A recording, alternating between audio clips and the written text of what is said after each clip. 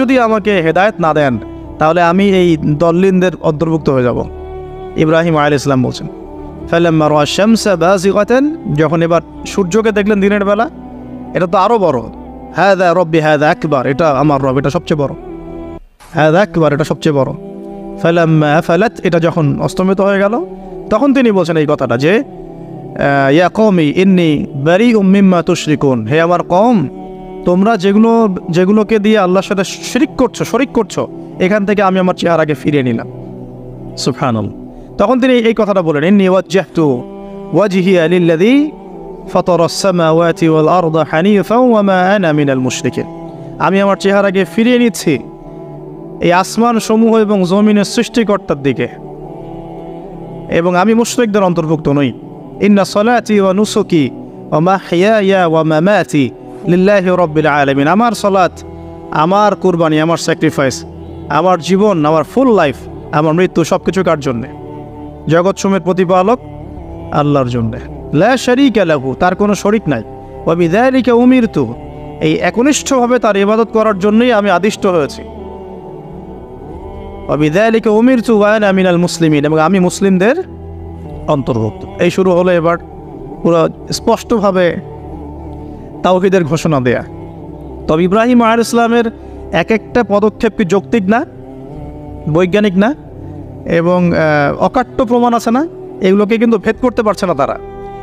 এবার ইব্রাহিম আলাইহিস সালাম চিন্তা করলেন তারা এবার উচিত শিক্ষা দিতে হবে। তবে আগে বলেন এই যে উচিত শিক্ষাটার কথা বলছে, এটা আবার আপনারা খবরদার ভুলেও কোথাও দিতে যায় না, ঠিক আছে? এটা তো সময় আছে। ইব্রাহিম আলাইহিস সালামের সাথে নবী সাল্লাল্লাহু আলাইহি ওয়াসাল্লামের জীবনের মিলের কথা বলছিলাম। নবী সাল্লাল্লাহু আলাইহি ওয়াসাল্লাম মক্কা বিজয়ের আগে কি কখনো মূর্তির গায়ে হাত দিয়েছেন কিনা বলেন? দিয়েছেন? যখন মক্কা বিজয় হয়ে গেছে, পুরো স্টেটই আপনার, অথরিটি আপনার, তখন আপনি আপনার অ্যাকশন নিতেই পারেন, সেটা আপনার ব্যাপার, তখন আপনি কি করবেন? মুহাম্মদ সাল্লাল্লাহু আলাইহি ওয়াসাল্লাম কাবা ঘরে ঢুকে তখন মূর্তি ভেঙেছেন এবং বলেছেন ওয়াকুল জাআল হক ওয়া যাকাল বাতিল ইন্নাল বাতিলা কানা যাহুকা, তাই না? তো ইব্রাহিম আলাইহিস সালাম এবার শিক্ষা দেওয়ার চিন্তা করছেন। তিনি বলছেন যে যখন এরা মেলাতে যাবে, ওই উৎসবে যাবে, তখন আমি এদেরকে দেখে নিব। এটা কুরআন চমৎকারভাবে বলেছে যে ইয ক্বালা লিআবিহি ওয়া কওমিহি মাযা তা'বুদুন আইফকান আলিহাতান দুনাল্লাহি তুরিদুন ফামা যান্নুকুম বিরাব্বিল আলামিন। হ্যাঁ, ফারাগা ইলা আলিহাতিহিম ফাকালা আলা তা'কুলুন। ইব্রাহিম আলাইহিস সালাম এবার যখন ওরা মেলায় চলে গেছে, যাওয়ার আগে আবার ইব্রাহিম আলাইহিস সালাম বলছিলেন যে ইন্নী সাকিম, আমি হচ্ছি অসুস্থ। আমি কি অসুস্থ? নাযারা নাযরাতান ফিন নুজুম, ইব্রাহিম আলাইহিস সালাম রাতের বেলা আকাশের দিকে তাকালেন একবার, তাকিয়ে ওদেরকে বললেন যে ইন্নী সাকিম, আমি অসুস্থ। এটা কৌশল, আমি অসুস্থ, এটা কৌশল। এই কৌশল আবার সব জায়গায় ঘাটাতে যায় না। তো এবার যখন তারা চলে গেল, ফারাগা ইলা আলিহাতিহিম ফাকালা আলা তা'কুলুন, এবার তিনি ওই মূর্তি গৃহ যেটা ওদের, ওখানে ঢুকে বলছেন যে আলা তা'কুলুন, তোমাদের কি হলো, খাচ্ছ না কেন? কাদেরকে বলছে এই কথা? মূর্তি, খাচ্ছ না কেন? আলা তা'কুলুন।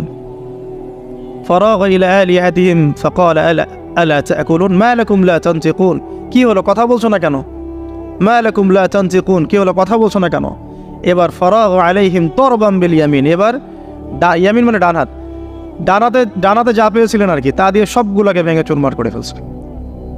ব্যাস, এবার ওরা যখন আসলো এসে বলছে যে আনতা ফাআলতা হাযা বিআলিহাতিনা ইয়া ইব্রাহিম, হে ইব্রাহিম, তুমি কি আমাদের উপাস্যদের সাথে এই কাজ করেছ? ইব্রাহিম বলছেন লা, না, বাল লা আসলে কোরআনে নাই, আমি নিজের মতো করে বললাম আরবি বলতে বলতে। বাল ফাআলাহু কাবীরুহুম হাযা, বরং এই বড়টা এই কাজ করছে, এর মধ্যে সবচেয়ে বড় যেটা আছে এই ব্যাটার কাজ, আমি করি নাই, আমি তো করি নাই। তখন ওরা তো এটা তো হতভম্ব হয়ে গেল, যে সে বলছে যে তুমি তো জানো, তুমি তো খুব ভালো করেই জানো যে তারা কথা বলতে পারে না, নড়াচড়া করতে পারে না, কিছুই করতে পারে না। তখন তিনি বললেন তাহলে তোমরা কেন এমন ইলাহের উপাসনা করো যে কথাও বলতে পারে না, শুনতেও পারে না, দেখতেও পারে না, তোমার উপকারও করতে পারে না, ক্ষতিও করতে পারে না। কিন্তু এবারও কিন্তু যুক্তি নাই, কোনো তাদের কাছে কোনো দলিল নাই, কোনো প্রমাণ নাই, কোনো যুক্তি দর্শন কিচ্ছু নাই। এবার শুরু হলো জুলুম। জালেমের কাজ কি? যুক্তি, জ্ঞান, দর্শন, বিজ্ঞান এগুলো দিয়ে যখন পরাস্ত, এগুলো দিয়ে পারছি না, এবার পেশি শক্তি। এবার কি? পেশি শক্তি। ব্যাস, এবার পেশি শক্তি। ইব্রাহিম আলাইহিস সালামকে নিয়ে যাওয়া হচ্ছে নমরুদের দরবারে। এবার চলো, এবার তোমার আজকে খবর আছে। এবার পুরো রিমান্ড হবে 7 দিনের। একদিন রিমান্ড হলেই অবস্থা খারাপ হয়ে যাওয়ার কথা। তো ইব্রাহিম আলাইহিস সালামকে এবার নিয়ে যাচ্ছে ধরেন নমরুদের কাছে। কী যে হবে আল্লাহ ভালো জানেন। ইব্রাহিম আলাইহিস সালাম যখন যাচ্ছেন তখন কি তিনি জানতেন যে আল্লাহ পাক তাকে আগুন থেকে বাঁচাবেন? এই ঘটনা যে ঘটবে তিনি কি জানতেন? আচ্ছা, আমরা না হয় জানি যে এমনটা হয়েছিল। ইব্রাহিম আলাইহিস সালাম ওই সময় তো আর জানতেন না যে কী হতে যাচ্ছে। তার মানে তার ওই সময় তার ইমানের তেজ, তার স্থিরতা, ইস্তেকামা এবং তাওয়াক্কুল কত বেশি ছিল। তাকে নিয়ে যাওয়া হচ্ছে। এবারে নমরুদের সামনে দাঁড় করিয়ে নমরুদ এবার একটু মজা নিয়ে জিজ্ঞাসা করলো যে কে তোমার রব? ওই কবরের প্রশ্ন করার মতো, মান রব্বুক, তোমার রব কে? তো ইব্রাহিম আলাইহিস সালাম বলছে, রব্বি আল্লাযী ইউহয়ী ওয়া ইউমীত, আমার রব তিনি যিনি জীবন দেন মৃত্যুও দেন। এবার নমরুদ বলছে, ক্বালা আনা উহয়ী ওয়া উমীত, আমি তো জীবন দিই আর মৃত্যু দেই। কীভাবে? একজন এই যাবজ্জীবন প্রাপ্ত আসামিকে ডেকে নিয়ে ছেড়ে দিল, দিয়ে বললো যে জীবন দিলাম। আর একজন আসামিকে ডেকে তৎক্ষণাৎ মৃত্যুদণ্ড দিয়ে মৃত্যু দিলাম। তো ইব্রাহিম দেখলেন আলাইহিস সালাম এ তো মোটা বুদ্ধির মানুষ, কারণ যে যত বড় জালেম হয় তার বুদ্ধি তত মোটা হয়, কিন্তু এটা মাথায় রাখবেন। ফেরাউনের মতো জুলুম মানুষের বুদ্ধি লোপ করে দেয়, আর শিরক মানুষের মধ্যে ভয় সঞ্চার করে। যখন আপনি শিরক করতে থাকবেন মনে খুব ভয় কাজ করবে। এবং মুশরিক বাহিনী কখনো ইসলামের বিজয় লাভ করতে পারে নাই। যে মুসলিম সেনাবাহিনীর মধ্যেও শিরক ছিল না, ওরা যুদ্ধের মাঠে পরাজিত হয়ে গেছে। ইতিহাস ঘাটবেন, মুসলিম যে সেনাবাহিনীর মধ্যে শিরক ছিল ওই সেনাবাহিনী পরাজিত হয়ে গেছে। আবার অল্প গুটি কয়েক সেনাবাহিনী তারা তাওহীদপন্থী ছিল, তারা জয়লাভ করেছে। ইতিহাস ঘেটে দেখবেন। তো জুলুম কি করে বুদ্ধি লোপ পায়? নমরুদের বুদ্ধি লোপ পেয়ে গেল। তো ইব্রাহিম আলাইহিস সালাম বলছেন, রব্বি আল্লাযী ইউহয়ী ওয়া ইউমীত, এ তো এটা বুঝলো না। তাহলে ইন্নাল্লাহা তাআলা ইন্নাল্লাহা ইয়াতি বিশ-শামসি মিনাল মাশরিক ফাতি বিহা মিনাল মাগরিব। ইব্রাহিম আলাইহিস সালাম বলছেন যে আল্লাহ রাব্বুল আলামিন, আমার আল্লাহ, তিনি পূর্ব দিক থেকে সূর্য ওঠান। তো তুমি যদি ইলাহ হয়ে থাকো তাহলে পশ্চিম দিক থেকে উঠাও। এটা আরো বড় অকাট্য দলিল হলো। তার অবস্থাটা আল্লাহ ব্যাখ্যা করছেন এভাবে। আল্লাহ বলছেন, ফাবুহিতাল্লাযী কাফার, কাফের একদম হতভম্ব হয়ে গেল। একদম হতভম্ব হয়তো লাভ নাই, পেশি শক্তি আছে আমার। তোমার যুক্তি, বিজ্ঞান, দর্শন, থিওরি তো আমার দরকার নাই। তোমার দিনের জ্ঞানের এলিমেন্ট তোমার দরকার নাই। তোমার ওয়াজ নসিহতের আমার দরকার নাই। আমার কাছে কি আছে? পেশি শক্তি আছে। পিঠায় সব সিধা করে ফেলাবে একেবারে। ব্যাস, ইব্রাহিম আলাইহিস সালামের জন্য বলছে, ফাআল হাররিকুহু ওয়ানসুরু আলিহাতাকুম, একে জ্বালায় দাও, পুরায় দাও, একে জ্বালায় পুরায় দাও, তোমাদের ইলাহদেরকে সাহায্য করো। আল্লাহ পাক অন্য জায়গায় বলছেন যে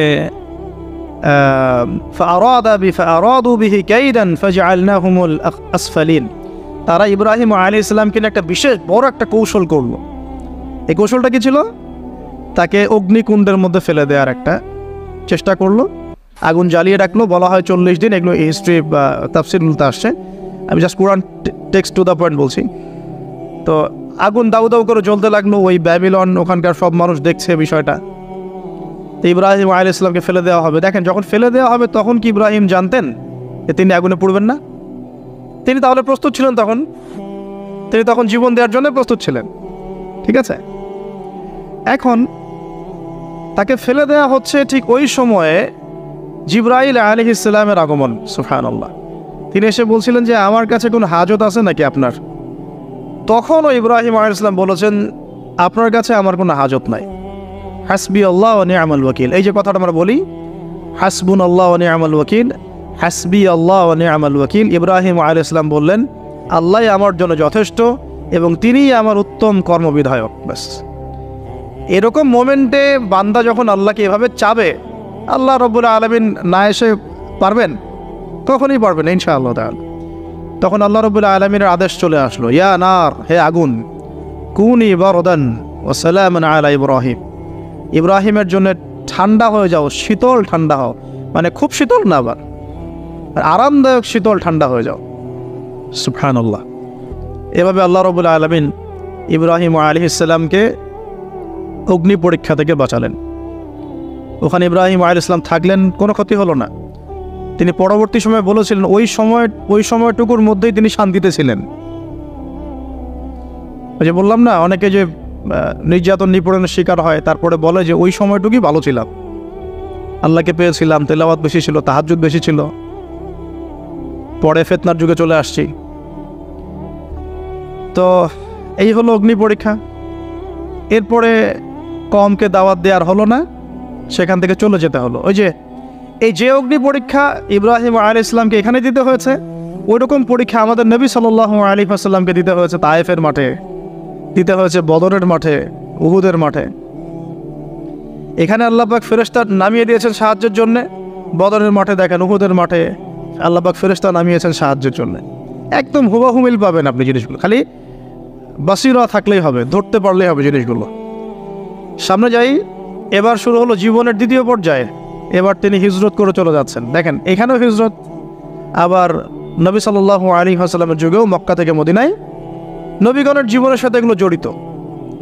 ঠিক আছে, এখন যাওয়ার তো একজন সাথী লাগবে। তো একাকিত্বের জীবনের অবসান ঘটলো, আল্লাহ রাব্বুল আলামিন তাকে সাথী দিলেন। সাথীর নাম হচ্ছে সারা আলাইহিস সালাম। কি নাম? অনন্য সুন্দরী নারী ছিলেন। ইতিহাসে বলা হয় যে দুজন নারী সবচেয়ে বেশি সুন্দরী,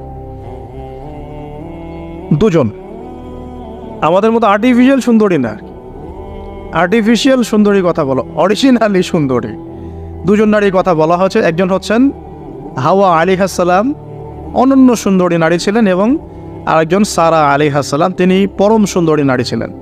দেখেন সারা আলাইহিস সালাম, তার গর্ভ থেকে কিন্তু পরবর্তীতে সন্তান তো প্রথমে হচ্ছিল না, তাই না?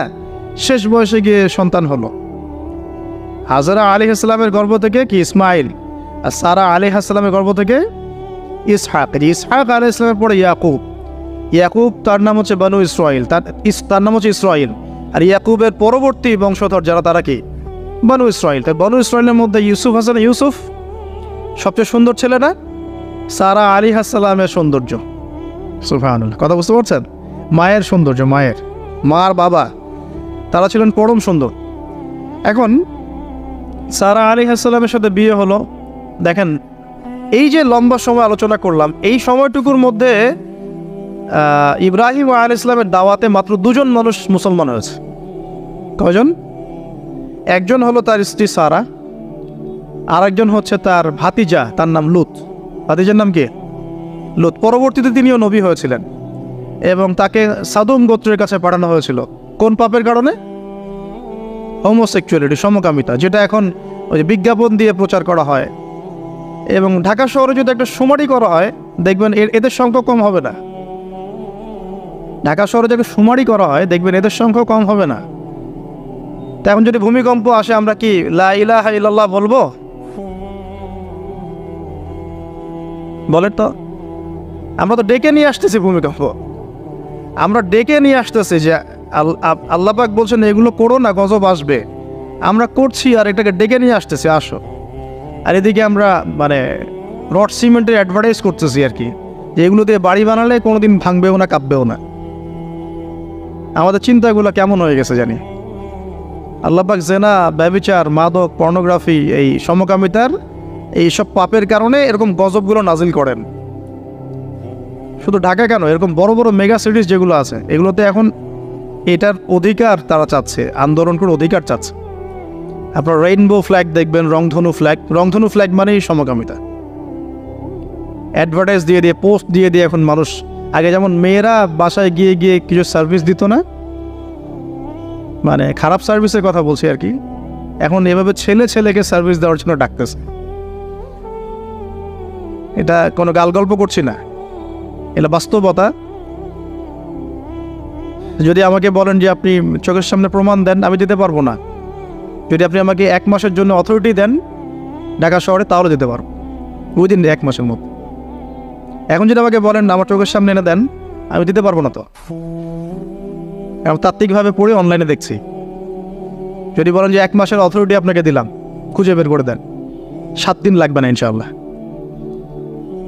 তো কথা হচ্ছে এটাই, যে এই যে সাদুম গোত্রের কাছে পাঠানো হচ্ছে লূত আলাইহিস সালামকে সমকামিতার পাপের কারণে।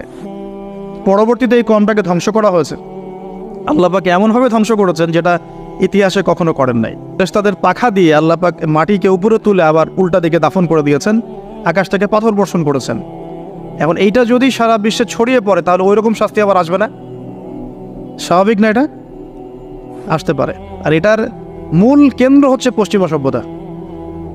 এখান থেকে সারা দুনিয়ায় ছড়িয়ে পড়তেছে। বাংলাদেশের মতো মুসলিম কান্ট্রিতেও দিন দিন সমকামিতা বাড়ছে। আমাদের বোনদের, আমাদের ভাইদের, গার্ডিয়ানদের অনেক বেশি সচেতন থাকা দরকার। কোনো কোনো ক্ষেত্রে মাদ্রাসার মধ্যেও দেখা গেছে এগুলো, হিপসখানাতেও দেখা গেছে এগুলো। পর্নোগ্রাফির কারণে এগুলো হচ্ছে। পর্নোগ্রাফির কারণে মানুষের রুচি বিকৃত হচ্ছে এবং সে নারী, পুরুষ, গরু, ছাগল, হাঁস, মুরগি কোনো কিছুর তোয়াক্কা করছে না। কয়দিন পর এটাও যদি দেখেন অবাক হবেন না যে মানুষ পশু পাখির সাথে জেনা করতেছে। এটাও যদি দেখেন আমি অ্যাটলিস্ট অবাক হব না। ধাপ ছিল একটা, প্রথমে মানুষ কি করতো? অবৈধ প্রেম করতো, এই সম্পর্কে জেনা করতো, পরে পরকীয়া শুরু করলো, তারপরে এখন সমকামিতা শুরু হলো, সমকামিতার পরে এখন চাইল্ড অ্যাবিউজিং শুরু হয়েছে, বাচ্চা কাচ্চাদেরকে রেপ করা হচ্ছে, ছোটো ছোটো মেয়েদেরকে, ছোটো ছোটো বাচ্চাদেরকে, ইভেন ছোটো ছোটো ছেলেদেরকেও। এরপরে যদি গবাদি পশুর সাথে জেনা করতে দেখেন অবাক হওয়ার কিছু নেই, কিচ্ছু নেই অবাক হওয়ার। এখন বলেন আমরা শাস্তির দ্বার প্রান্তে আছি না? অ্যাটলিস্ট আমরা যারা দিনকে ভালোবাসি, আমাদের একটা আইডিওলজি ফলো করি, নৈতিকতার কথা বলি, আমরা আমাদের পরিবার, আমাদের ভাই বোন, আমাদের ছেলে মেয়ে, তাদের প্রতি আমাদের খুব সতর্ক দৃষ্টি রাখতে হবে, সর্বোচ্চ সতর্ক থাকতে হবে। আর আমাদের দিনী বোনদেরকেও রিকোয়েস্ট করবো আমরা, যে ভাইদেরকেও তো বলি, বোনদেরকেও বলছি, বিয়ের আগে কোনো প্রকার অবৈধ সম্পর্ক নেই। বিয়ের আগে কোনো প্রকার অবৈধ কোনো সম্পর্ক না। আর এখন অমুসলিম ছেলে আর মুসলিম মেয়ে প্রেম করতেছে, এগুলোকে নিয়ে অনলাইনে অনেক লেখালেখি হচ্ছে, দেখলাম কয়েকদিন আগে। তো কিছু বোন আমাকে রিকোয়েস্ট করেছিলেন যে একটু আপনার মুখ দিয়ে যদি মানুষ জানতে পারে এটা, যে কোনো অবস্থাতেই মুসলিম মেয়ে কোনো অমুসলিম ছেলের সাথে প্রেম করতে পারে না। মুসলমান ছেলের সংখ্যা কম হয়ে গেল, যে বিয়ে করার জন্য মুসলমান ছেলে খুঁজে পাওয়া যাচ্ছে না। পরবর্তীতে তারা সেই মুসলিম বোনের ইজ্জত নষ্ট করে তাকে গর্ভবতী করে দিয়ে ভেঙে যাচ্ছে। এটা ওদের একটা মিশন। আর ওদের মিশনের কথা আমি পরে বলবো। আর আমি মুসলিম মেয়ে হয়ে কেমন করে একটা অমুসলিম ছেলের সাথে প্রেম করতে পারলাম? আমার বাসার মুসলিম মেয়ে কেমন করে একটা অমুসলিম ছেলের সাথে প্রেম করতে পারে? এটা তো আমাকে আগে ফাঁসির কাজটা জ্বলানো দরকার, আগে বিচারটা তো আমার করা দরকার আগে। তা আমরা আমাদের দিনী বোনদেরকে সর্বোচ্চ সতর্ক করব। জীবন চলে গেলেও ফিরে আসতে পারে না? আল্লাহর হাতে তো। মানুষ অনেক সময় জীবন মৃত্যুর সন্ধিক্ষণে থাকে না, আল্লাহ পাক ফিরিয়ে বাঁচিয়ে দেন না। ইজ্জত চলে গেলে কখনো ফিরে আসে না। ইজ্জত চলে গেলে ফিরে আসে? আল্লাহ আমাদেরকে বোঝার তৌফিক দান করুন। হিজরতের পালা শুরু হলো, সাথীকে মাত্র 2 জন। কয়জন বলেন তো? এখন কয়জন সাথী মুসলিম? 2 জন, সারা আলাইহিস সালাম এবং লূত আলাইহিস সালাম। এবার হিজরতের পথে একটা ঘটনা আছে। হিজরতটা হয়েছে কোথায়? ব্যাবিলন থেকে কেনানে। কোথায়? কেনান কোন জায়গা? এটা শামের অন্তর্ভুক্ত একটা জায়গা। শাম মানে শুধু সিরিয়া নয়, বরং এটার একটা বড় ব্যাপ্তি আছে। প্যালেস্টাইন, জেরুজালেম এর অদূরেই শামের মধ্যেই, প্যালেস্টাইন জেরুজালেমের অদূরেই এই কেনান একটা জায়গা ছিল। এখানে খালিল নামে একটা জায়গা এখনও আছে। কি নামে? খালিল, বর্তমান নাম খালিল। ইব্রাহিম আলাইহিস সালামকে কি বলা হয়? খালিলুল্লাহ, আল্লাহর খালিল। ওই নামটা কিন্তু এখনও এখানে আছে আর কি। তো এখানে হিজরত করা হয়। তারপরে এখানে থাকতে লাগলেন তার স্ত্রী সারা আলাইহিস সালাম। এক সময় ওই এলাকায় একটু দুর্ভিক্ষ দেখা দিল। তখন তারা মিশরের দিকে যাচ্ছিলেন খাবারের সন্ধানে। যাওয়ার সময় সেখানে একটা রাজা ছিল। রাজাটা লম্পট টাইপের। লম্পট রাজা বোঝেন কিনা? যারা নারীর নেশা খুব আর কি, যে মেয়েকেই দেখে তাকে তুলে নিয়ে যায়। এগুলো নতুন পাপ না। ইতিহাসে যেগুলো দেখতে এখন যেগুলো হচ্ছে, এগুলো হিস্ট্রিতে ছিল, আগেও ছিল।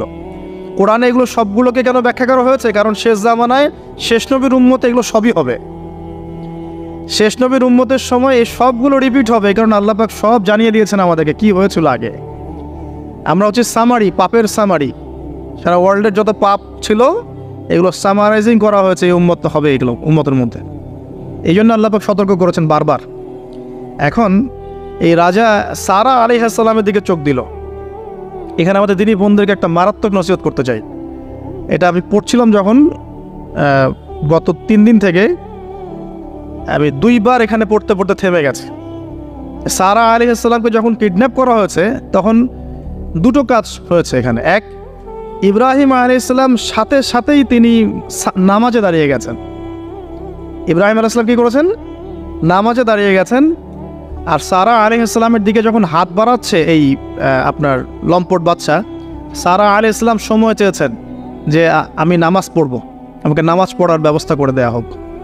সারা আলাইহিস সালাম অজু করে এসেছেন, অজু করে নামাজে দাঁড়িয়েছেন। দাঁড়িয়ে 2 রাকাত নামাজ পড়ে আল্লাহর কাছে দোয়া করেছেন, আল্লাহুম্মা ইন কুনতা তা'লাম, হে আল্লাহ আপনি যদি জানেন যে ইন্নী কদ আহসানতু ফারজি ইল্লা যাওজি, আমি আমার লজ্জাস্থানকে হেফাজত করে রেখেছিলাম, সতীত্বকে কখনো নষ্ট করিনি, শুধু আমার স্বামীর হক আমি স্বামীকে দিয়েছি। মানে আমি আমার স্বামী ছাড়া অন্য কারো কাছে আমার সতীত্ব নষ্ট করি নাই। যদি আপনি এটা জেনে থাকেন, আল্লাহ ফানসুরনি, আল্লাহ আপনি আমাকে সাহায্য করেন, ওয়ালা তুসমিত আলাইয়া হাযাল কাফির, আমার উপরে এই কাফেরকে আপনি বিজয়ী করেন না। এই দোয়াটা দিনী বোনরা মুখস্থ করে রাখতে পারেন, কারণ অনেকেই চলতে ফিরতে উঠতে বসতে অনেক রকম হ্যারাসমেন্টের শিকার হন। যদি আপনি সতীত্ব রক্ষা করে চলতে পারেন তখন আল্লাহর কাছে দোয়া করবেন, আল্লাহ আপনি যদি জেনে থাকেন আমি আমার সতীত্ব রক্ষা করেছি, আমি অনেস্ট, আমি আমার সতীত্ব রক্ষা করেছি, কারো সামনে আমি আমার সতীত্ব নষ্ট করি নাই, আল্লাহ আপনি এই জালেমের এগেনস্টে, এই কাফেরের এগেনস্টে, এই ফাসেকের এগেনস্টে আমাকে সাহায্য করেন। এই দোয়া করার সাথে সাথেই এই বাচ্চার হাতটা অবশ হয়ে গেছে, হাত আর আগাচ্ছে না, হাত প্যারালাইজ হয়ে গেছে, পড়ে গেল সে। তখন আবার তিনি দোয়া করছেন সারা আলাইহিস সালাম, আল্লাহ এখন যদি সে মারা যায় তার মানুষ মনে করবে আমি মেরে ফেলছি। তখন আল্লাহ পাক তাকে ছেড়ে দিলেন, ভালো হয়ে উঠলো। আবার ওই যে বললাম পশুর স্বভাব তো কখনো ঠিক হয় না, আবার হাত দেওয়া চেষ্টা করলো, আবার অবশ হয়ে গেল। এভাবে 3-4 বার চেষ্টা করেছে। এরপরে যখন পারছে না তখন সে বলছে যে আমার সামনে কোন শয়তানকে তোমরা নিয়ে আসছো, সে তার ভাষায় বলছে আর কি, আমার সামনে কোন শয়তানকে হাজির করছো, একে নিয়ে যাও আমার সামনে থেকে। তো ছেড়ে দিল। তারপরে সাথে হাজারা আলাইহিস সালামকেও মানে হাদিয়া হিসেবে দিয়ে দিয়েছে, একে নিয়ে যাও। এবার হাজারা আলাইহিস সালাম, সারা আলাইহিস সালাম, ইব্রাহিম আলাইহিস সালাম কেনানে চলে আসলেন। এখন সারা আলাইহিস সালাম তো ভাবছেন তিনি বন্ধা, তিনি ভাবছেন যে আমার সন্তান হচ্ছে না। তখন ইব্রাহিম আলাইহিস সালামের বয়স প্রায় 86 বছর। কত বছর? আর সারা আলাইহিস সালামের বয়স প্রায় 70। তো 70 বছর হয়ে গেছে একটা মহিলার, মনে করেন বাচ্চা কাচ্চা হয়নি, তাহলে তো তার মনে হবে যে আমার মনে হয় বাচ্চা কাচ্চা হবে না, আমার সন্তানের, আমার মানে স্বামীর তো বংশ বাড়ছে না, তো বংশ রক্ষার স্বার্থে আমি তাকে একটা বিয়ে দেওয়ার চেষ্টা করছি। তখন হাজরা আলাইহিস সালামের সাথে তার বিয়ে দেওয়া হয়। এই হলো সেকেন্ড ওয়াইফ। এখনকার পশ্চিমা সভ্যতা অবশ্য আমাদেরকে শেখায় যে একজন নোবেল মানুষ আর কি, মানে a noble man cannot marry মানে টুয়াইস, অর্থাৎ এটা শেখায় যে একজন ভালো মানুষ একাধিক বিয়ে করতে পারে না। এটা নোবেলরা মানে ইয়ারা পশ্চিমারা শেখায়। অনেক কথা বলতে পারে যে হ্যাঁ আমি সুন্দর মতো থাকবো, চলবো, ইনসাফ করতে দিব, সব ওকে, কিন্তু যখন অধিকার সব সমান হয়ে যাবে তখন দেখবেন যে মারাত্মক অবস্থা। তো যদি আপনার ভিতরে তাকওয়া, পরহেজগারিতা এবং শক্তিশালী অবস্থা না থাকে তাহলে নিজেই দিন থেকে বিচ্যুত হয়ে যেতে পারে। তো এই জন্য দরকার নেই।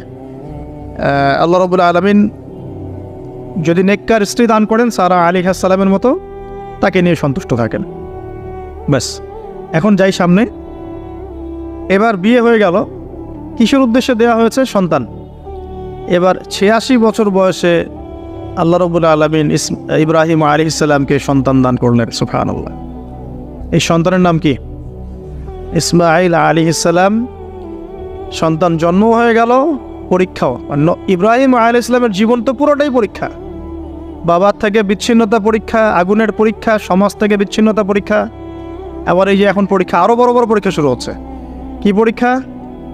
এবার বলছেন স্ত্রী এবং সন্তানকে রেখে আসো মক্কায়।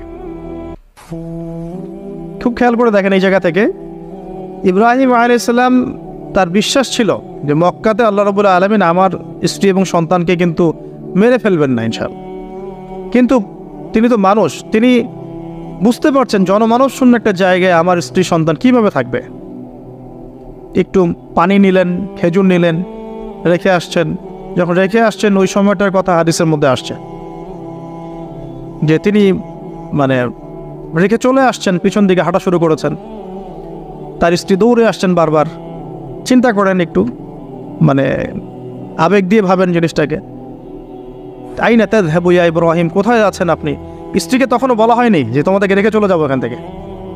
স্ত্রীকে তখনও কিন্তু বলা হয় নাই যে তোমাকে রেখে চলে যাবো এখানে, তোমার সন্তানের এই যে দুধের বাচ্চা রেখে চলে যাব। তখনও কিন্তু তারা জানেন না। জিজ্ঞাসা করছেন আইনা তাযহাবু ইয়া ইব্রাহিম, কোথায় যাচ্ছেন ইব্রাহিম, কোথায় যাচ্ছেন ইব্রাহিম? বুকের মধ্যে পাথর বাঁধা, তখন বুকের মধ্যে তখন ইব্রাহিম আলাইহিস সালাম কি পাথর বাঁধা। এটা পুরুষ, এই ফিলিংসগুলো পুরুষরা বুঝবে, মেয়েরা বুঝবে না। এই বুকে বুকে পাথর বেঁধে হাসি মুখে থাকার যে অনুভূতি, এটা পুরুষরা বুঝবে, মেয়েরা বুঝবে না, তাই না ব্যাপারটা? তো ইব্রাহিম আলাইহিস সালামের বুকে তখন পাথর বাঁধা, তিনি কথাই বলতে পারতেছেন না।